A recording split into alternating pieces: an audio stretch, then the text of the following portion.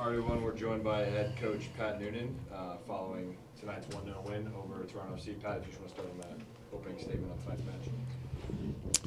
Yeah, pleased about the result, but certainly not our best performance. I don't think even anywhere close to the standard that we expect. But we know we have a quick turnaround and an important game, so we'll try to keep the mood right going into a tough matchup. So pleased about the result.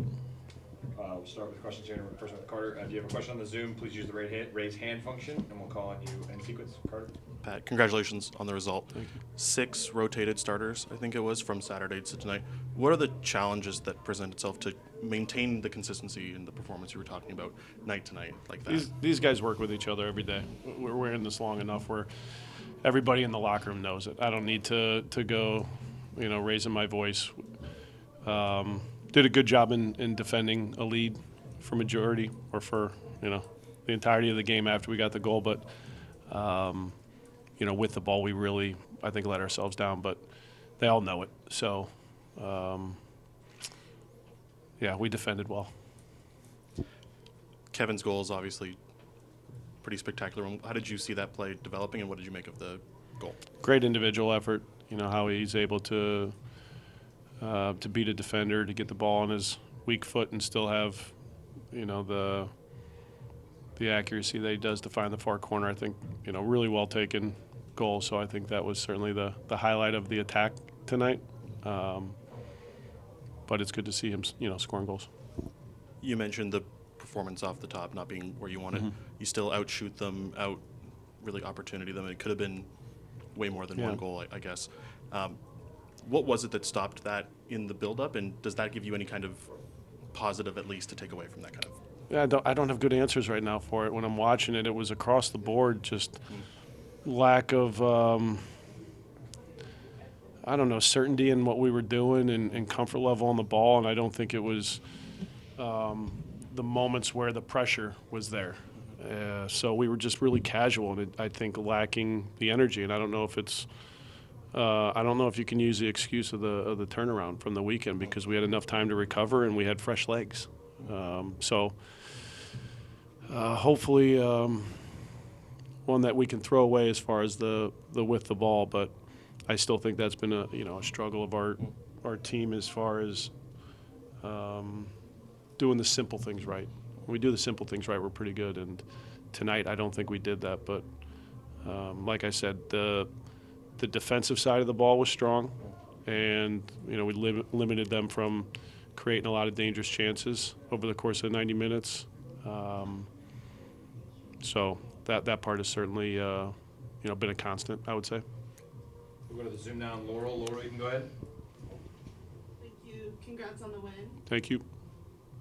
Going back to Kevin's goal, we haven't seen that type of goal from him where he's just taking on multiple defenders like that. Is that something you've seen in training, something you saw on the film you watched of him before you got here? Did it surprise you at all? We saw a couple moments in preseason. I know it hasn't happened in regular season play, but there was a couple preseason moments, and the goal against Atlanta sticks out. But he's had, I think, moments earlier in the season where he was able to turn defenders and run at, multiple defenders and show his 1v1 ability. But, that was certainly I would say the best 1v1 attacking moment of the year for him. And then going back to just the rotation, and how tough was it pulling Evander and MK with only one goal lead? I guess how much were you having to manage? It wasn't tough.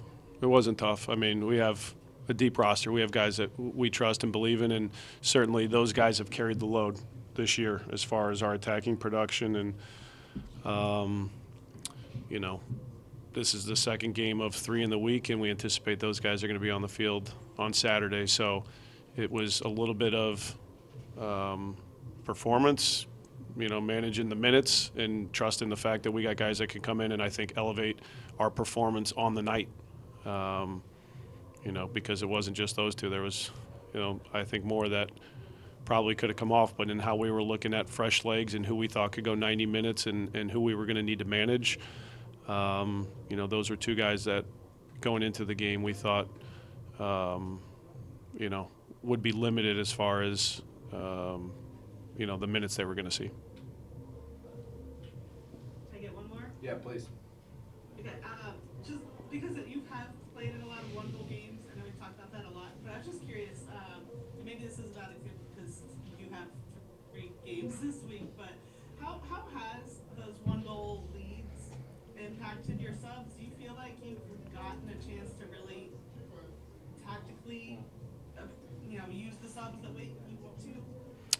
At times, yes. At times, of course, the score and game-by-game individual performances dictate the adjustments we make, whether it's, tactically and looking at a different shape or like for like and,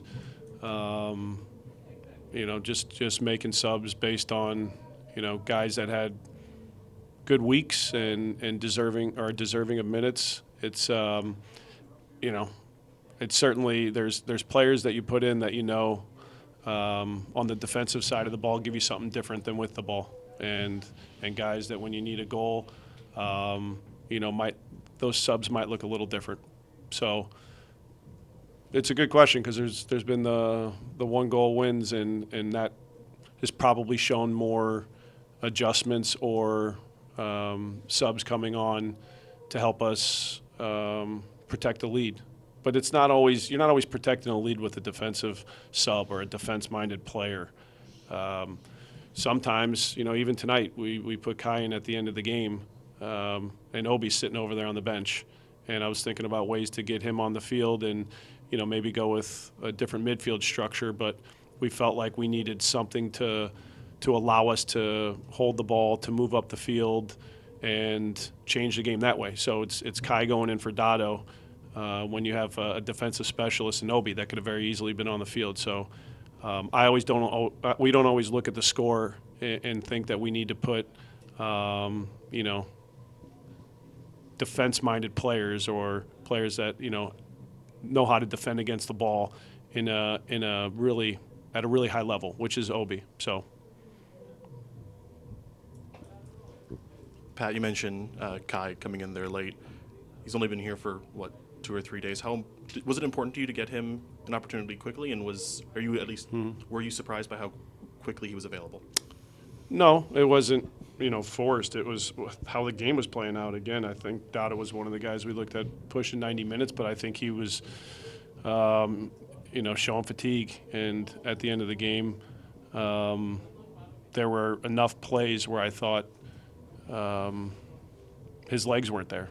And that's why we made that adjustment and put in Kai. But it wasn't a planned sub. Like I said, it was between Kai and Obi at the end of the game, I think, as far as do we manage Pavel and, save his legs a little bit. But he was, I think, important in the midfield at that moment to help us win the game. And we can't be looking to the weekend when we're sitting here with a 1-goal lead with everything we do as far as our adjustments and who's on the field. So we felt he was going to help us close that game out. What did you make of his performance more generally? Was it what you hoped for? Pavel has a much higher level. He knows it. I see it when he walks off the field. Defensively, he was pretty solid. Him and Brian were pretty solid all night. But it's the with and without the ball. It's not just one aspect of the game. And I think Pavel, our entire team, for the most part, was not at the level that we need to be. And, I don't like criticizing these guys too much when they're doing good things. And all I have to do is look at him and know how he feels. So he doesn't need to be told. There's a lot of moments where I thought we could have been cleaner with the ball. And certainly he wasn't alone in, being able to play at a higher level. Pat, thank you very much. Thank you.